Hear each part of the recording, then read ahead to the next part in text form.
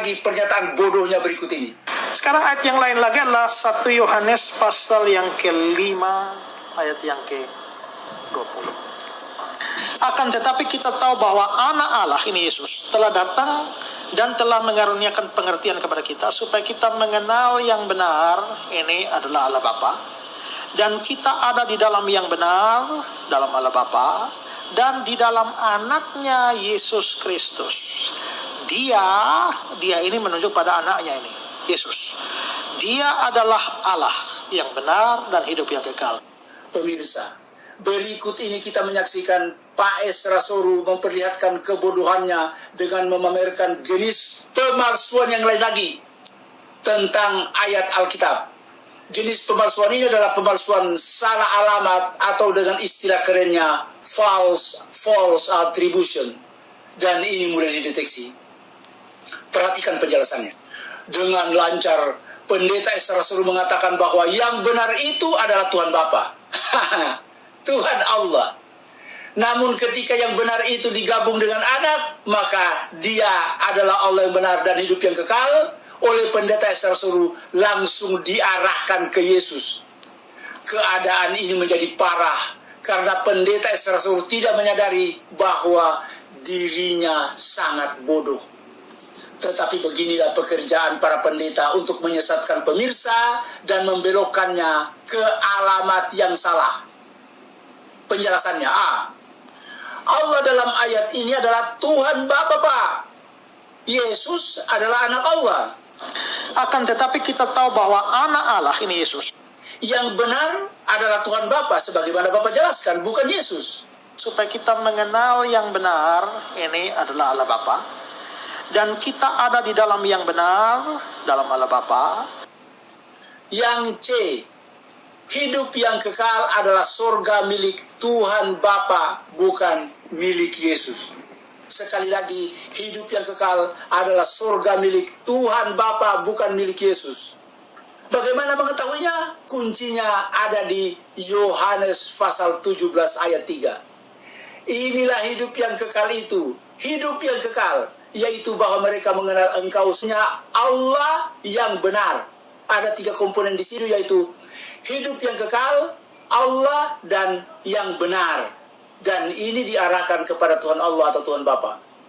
Jadi kalau Pendeta Esra Soru mengklaim bahwa Yesus adalah Allah, itu adalah Allah yang tidak benar, Pak, alias Allah yang palsu. Pemirsa, dengan modal ayat-ayat yang dipalsukan seperti inikah Pendeta Esra Soru akan membuktikan bahwa ayat Alkitab tidak palsu menghadapi Ustaz Yahya Waloni? Amit. Sekian.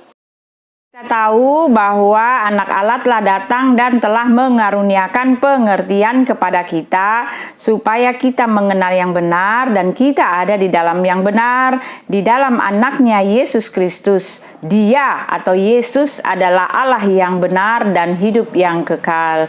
Pernyataan yang luar biasa dahsyat ini ditolak oleh Bapak Sanihu Munir dengan berbagai cara, dengan berbagai upaya untuk menyangkal bahwa Yesus adalah Allah yang benar, bahwa Yesus adalah Yahweh Elohim yang benar itu, yang satu-satunya, dan bahwa Yesus adalah hidup yang kekal. Bapak Sanihu Munir ini memakai berbagai cara untuk menyangkalnya karena dia sendiri sudah punya Tuhan dan dia tidak mau bahwa Yesus itu adalah Tuhan. Pak Sanihu Munir menyangkal ayat ini dengan mengambil dalil yang sangat koplak, sangat lucu dan sangat konyol sekali. Dengan gampangnya dia mengatakan bahwa ayat ini sudah dipalsukan. Ayat ini bukanlah tulisan dari Rasul Yohanes. Dia mengatakan bahwa Rasul Yohanes merekayasa atau ayat ini sudah direkayasa oleh tangan-tangan jahil yang membuatnya menjadi berarti bahwa Yesus adalah Tuhan. Dan Bapak Sanihu mengatakan bahwa hidup yang kekal itu adalah milik Allah Subhanahu wa Ta'ala, yang diasumsikan oleh Bapak Sanihu Munir bahwa Allah Subhanahu wa Ta'ala itu adalah sama dengan Allah yang ada di Alkitab kami, yaitu Yahweh Elohim yang tinggal di dalam diri Yesus Kristus.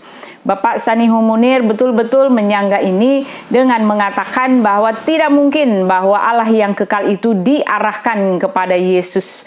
Tetapi kalau Bapak mau tahu, atau saya kasih tahu saja ya Pak, saya kasih tahu nih, tak kasih tahu Pak, bahwa Rasul Yohanes menulis ayat ini bukan hanya sekali Pak. Pernyataan-pernyataan yang seperti ini yang menunjukkan bahwa Yesus adalah Allah ditulis oleh Rasul Yohanes ada banyak sekali terdampar atau terpapar atau bergelimpangan di ayat-ayat yang ada atau ayat-ayat yang ditulis oleh Rasul Yohanes.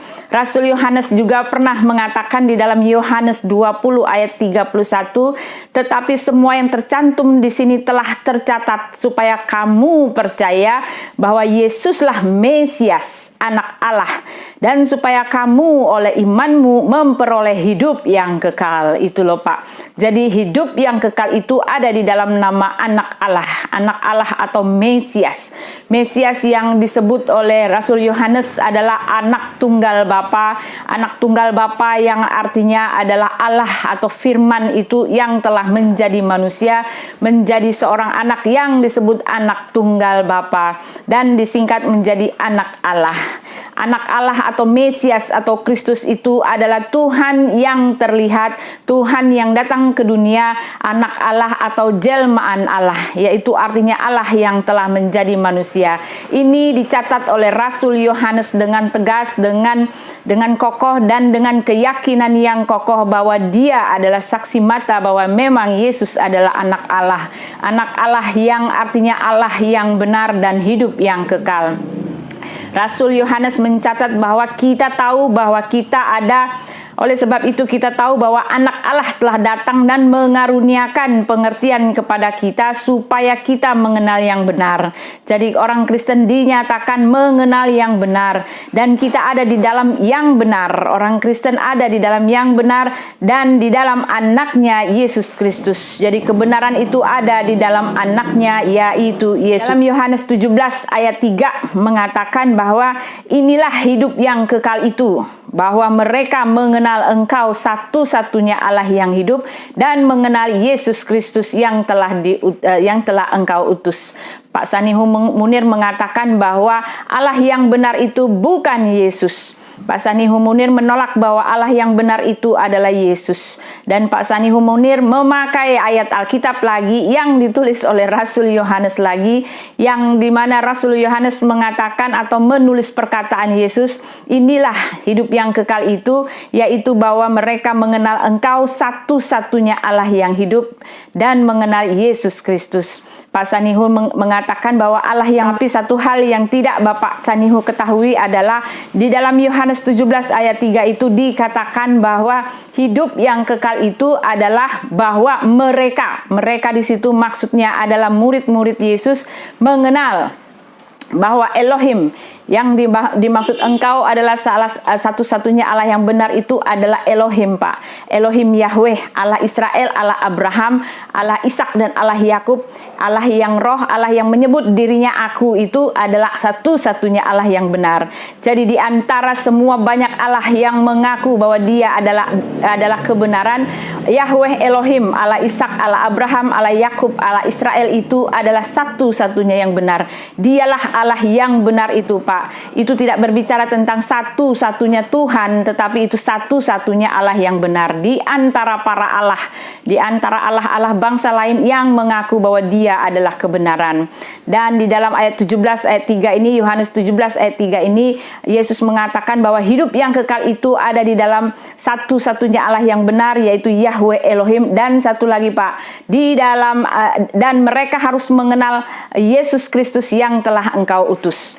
Jadi keselamatan itu ada dua Pak. Mereka harus mengenal satu-satunya Allah Yahweh Elohim yang benar, dan mereka harus mengenal Yesus Kristus yang telah Engkau utus. Keselamatan untuk mereka di situ maksudnya adalah murid-murid Yesus. Murid-murid Yesus atau untuk kita semua, jika kita ingin selamat, kita harus mengenal Allah yang benar, yaitu Yahweh Elohim, dan kita harus mengenal Yesus Kristus yang telah Elohim utus. Kenapa keselamatan itu harus mengenal Allah dan harus mengenal Yesus, karena di dalam Yohanes 17 ayat 5 diterangkan dengan terang benderang. Yesus mengatakan, oleh sebab itu ya Bapa, permuliakanlah aku sendiri padamu dengan kemuliaan yang kumiliki di hadiratmu sebelum dunia ada. Jadi Yesus yang mengaku utusan itu, Pak, dia memiliki kemuliaan dalam hadirat. Hadirat itu artinya keberadaan sebagai Allah Bapa jauh sebelum dia datang sebagai utusan. Itulah sebabnya Yesus mengatakan bahwa untuk mereka, untuk kita, untuk semua murid-murid, untuk semua umat manusia ini, jika kita ingin selamat, kita harus mengenal Allah Elohim yang Esa dan harus mengenal Yesus Kristus yang telah Elohim utus. Yesus Kristus yang diutus oleh Elohim itu dinyatakan dengan gamblang terang benderang oleh Rasul Yohanes bahwa Yesus yang diutus itu adalah pengutusnya sendiri sebelum dia datang sebagai utusan. Yesus ada dalam hadiratnya atau dalam keberadaan sebagai Allah Bapa sebelum dunia ada. Sebelum Yesus datang sebagai utusan, dia adalah Elohim itu sendiri. Itu sebabnya keselamatan hidup kekal itu orang harus mengenal Elohim satu-satunya yang benar dan mengenal Yesus Kristus yang telah diutus. Dan Rasul Yohanes dengan jelas mengatakan bahwa keselamatan hidup yang kekal itu ada di dalam diri anaknya Yesus Kristus. Di dalam Yohanes 17 ayat 2, Pak, sebelum ayat yang ketiga, di situ dikatakan, sama seperti engkau telah memberikan kepadanya kuasa atas segala yang hidup. Sama seperti engkau memberikan kepadanya di situ adalah kepada Yesus. Elohim memberikan kuasa kepada Yesus atas segala yang hidup. Demikian pula ia di situ adalah Yesus akan memberikan hidup yang kekal kepada semua yang telah engkau berikan kepadanya. Jadi Bapa tidak bisa menghindar, tidak bisa menyanggah, dan tidak bisa mengelak bahwa Yesuslah pemberi hidup yang kekal. Kuasa itu telah diberikan kepada Yesus dan Yesus memiliki kuasa untuk memberikan hidup yang kekal. Hidup yang kekal itu apa, Pak? Hidup yang kekal itu ada di dalam nama anaknya Yesus Kristus, dan kalau kita juga harus percaya kepada Allah Bapa dan percaya kepada anak. Ini yang ditulis oleh Rasul Yohanes. Oleh sebab itu Rasul Yohanes mengatakan kita ada di dalam yang benar, yaitu di dalam anaknya Yesus Kristus. Dia adalah Allah yang benar dan hidup yang kekal. Yesuslah pemberi hidup yang kekal. Yohanes 10 ayat 28. Dan aku memberikan hidup yang kekal kepada mereka, dan mereka pasti tidak akan binasa sampai selama-lamanya, dan seorang pun tidak akan merebut mereka dari tanganku.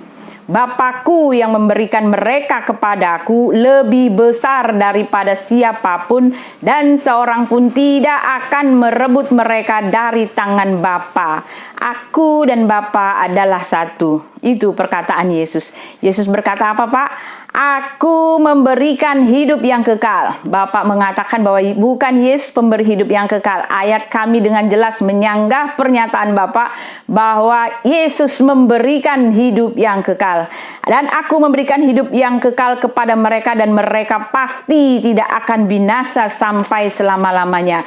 Jaminan kekal, jaminan valid, sah, dan sangat kuat yang otentik mengatakan Yesus memberikan hidup yang kekal yang tidak akan binasa sampai selama-lamanya. Dan Yesus mengatakan Bapakku yang memberikan mereka kepadaku lebih besar. Jadi Bapa yang memberikan murid-murid, memberikan manusia yang selamat itu lebih besar daripada siapapun, dan seorang pun tidak dapat merebut mereka dari tangan Bapa.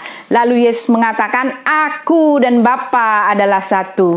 Ini yang ditulis oleh Rasul Yohanes. Rasul Yohanes mengatakan bahwa Yesus yang anak manusia itu adalah Bapa sendiri. Sebagai manusia, Yesus mengutamakan Bapanya. Tetapi ayat di sini jelas mengatakan aku dan Bapa adalah satu. Keselamatan hidup kekal itu ditulis oleh Rasul Yohanes ada di dalam anaknya Yesus Kristus.